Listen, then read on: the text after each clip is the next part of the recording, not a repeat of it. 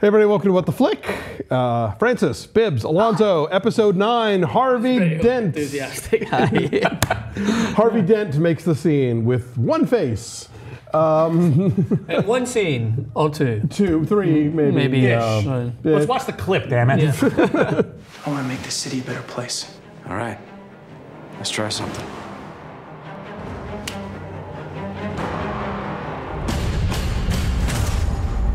And we're back. So, yeah, I mean, okay, look, Harvey Dent isn't going to become Two-Face before Bruce becomes Batman, right? Yes. No, but if you, in certain versions of the character, he had sort of bipolar issues before that. I remember they did a great, I think it was like a 3-part episode of Batman the Animated Series, where they showed that even when he was district attorney, he was actually fighting multiple personality disorder. So there's no reason why we can't actually jumpstart that one a little quicker and get to more of the interesting aspects of Harvey Dent. He doesn't have to be a goody two-shoes. He's definitely already playing it a little extreme, you know, and I like that actor, Nicholas D'Agosto. Yeah, from Masters of Sex, and the very underrated Fired Up, the teen cheerleading comedy. He's really good in that. I guess it would have to be underrated. I haven't heard of it. But so yeah, so he's an interesting player on the scene. Alas, they introduced him in an episode that is mostly devoted to Bruce and Selina. Yeah. They are so cute together, you Aren't guys. they adorable? Oh my God! So Selina has to go. Selina has to go into protective custody. So he gives in to Bruce Wayne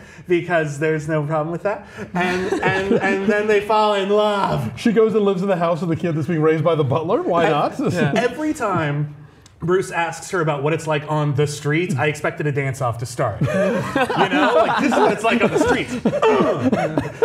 You've seen the Step Up movies too many There's times. no such thing. But I will say this: I think they're cute together. But maybe that's probably the problem, is that they're cute. And when it comes down to if you win this food fight, I'll let you kiss me. And I'm like, It just didn't go with an episode that for me was kind of violent. Like there was a lot of scenes where there was just basically shotgun people getting blasted all over the place, and then you go to the next scene and it's like this One Tree Hill food fight that's going on. I just didn't. It didn't fit for me. is that what One Tree Hill was like? No, One Tree was a great show. So I'm sorry if I just presented it as my favorite show. No comparison.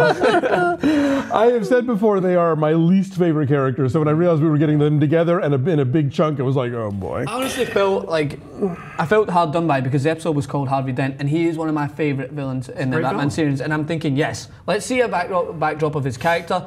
We've just kind of thrown into him as obviously the district attorney or as a counsellor at this point, and that was it. It was called Harvey Dent, and we saw him 3 or 4 times. They did that with the Selina Kyle episode. Yeah, like exactly. It's like the second episode was called like Selina Kyle, and she was barely fucking in it. Yes. Like it's really, I think that reads really, really well in like a TV guide listing. Like, ooh, Harvey Dent in this episode. It was like but they're not clickbait. actually doing it. It felt like clickbait. It felt like I watched in going to watch Harvey Dent and I didn't see as much of him. But there is one kind of positive that I'll take from the episode. They tied in the villain to the backdrop stories that we are kind of getting scattered between, because I'm guessing that the bomber was there to try and take out Falcone's men or to be at least involved in it. So for that, I didn't feel like I was getting dragged too far away. Is this a character from the comics? I'm not familiar with that particular Mad Bomber.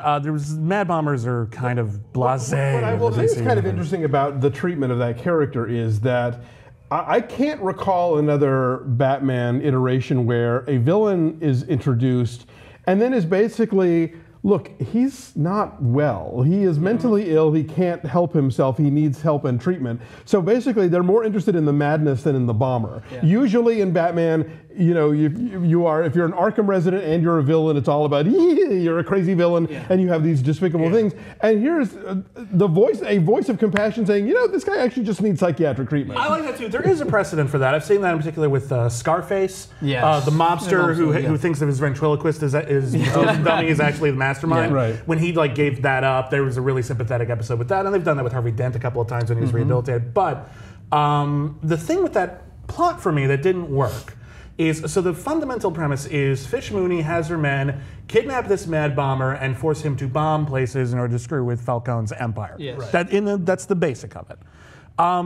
You don't have like a bomber. You're a criminal mastermind, and with the whole enterprise, you don't know anyone who knows anything about bombs. You have to kidnap this guy and take all the risks associated with that.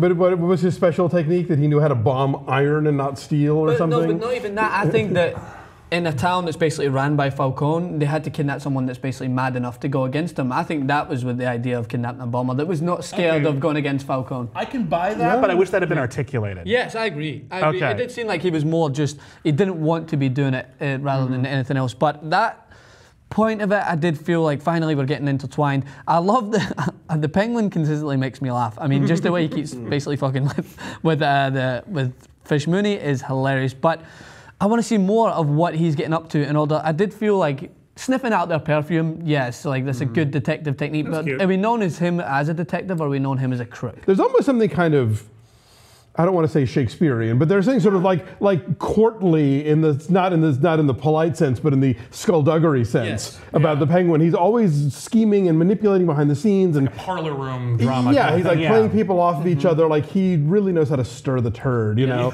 And so so of course he would be trying to figure out what are Fish Mooney's weak spots. Where can I get in? Where's the and so that of course he would clue himself into this admittedly ludicrous scheme that we've been not crazy about this entire time and figure out immediately what it's about. I just want more time with the Riddler because when the Riddler shows, I know he's Edward Nygma, I don't give a shit, he's the Riddler. When he shows up in this one, it's like, hey detective, do you like video games? I like video games, I'm the Riddler. Anyway, about the plot. Like that doesn't even tie in. It's like, oh, well if you like video games, you'll understand this clue that I found. Like, no, it's just like, I'm the Riddler. Yes, exactly. Hi, it's the same way I'm the Riddler. And the cat keeps drinking milk. Like that's all she does. That's all you ever see of the milk. Get it? She's kind of like a cat.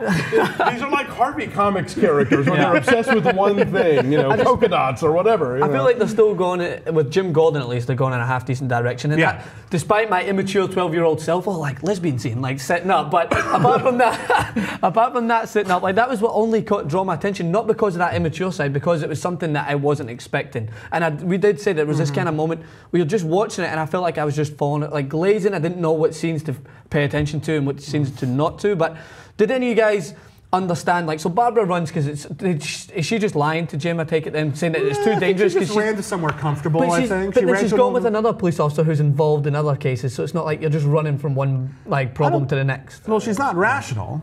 Yeah, that's true. I don't know if, she's running from something, she runs to the easiest thing. She has no family, apparently. She's a badge whore. Yeah, I don't know. She's screwed over. She's I don't know. Hold on, Jim, I'll leave, then I'll come back and put you in so much danger with Falcone, right? Yeah. And then I'll just leave again and have another scene. So that, I was just like, why? That's marriage material right there. Yeah, that's the worst kind of Lois Lane. Yeah. Yeah. One of the final points I wanted to touch on is Harvey Dent. So, again, I loved the idea behind him about putting this idea across to the crooks that we're going to play you as well. Like we have this eyewitness. I'm no detective, but is that enough to basically make someone scared? Potentially. If it's a villain. There's a history in Gotham, or even just in this series already, of, there's an eyewitness? Yeah, we're going to kill the fuck out of them. So, if there's an eyewitness, you might actually get some action started. You would stir the pot. Yeah, exactly. I felt like you could have gave him a little more evidence behind him. And the guy, I don't know who played the villain that he was talking to, but he was good at just basically laughing in his face, and that brought out that psychotic side. There's another question just for me as a neutral. Was it too early to kind of show those signs of Harvey Dent? Should we maybe see him more as just a good guy, and then that makes that transition even more effective? I think they're laying groundwork already. Maybe a little heavy-handedly. But I just hope they don't go the same way as the Riddler and the cat. Next minute, Harvey's just sitting having coffee. Fuck you! And stuff. Flipping the coin over and over again. Again, it's been said before. I feel like some people see like this is like the origin of the Adam West Batman more than anything else. So if it just goes that broad, I'd say fine, bring it on. Yeah. Bring it on. That'd be fun. Well, Aunt Harriet better move into that house soon then. Yeah. That's all I'm saying. So yes, next week is Thanksgiving. We'll be back in 2 weeks with recaps of everything you missed in the meantime. Take care. Happy holidays.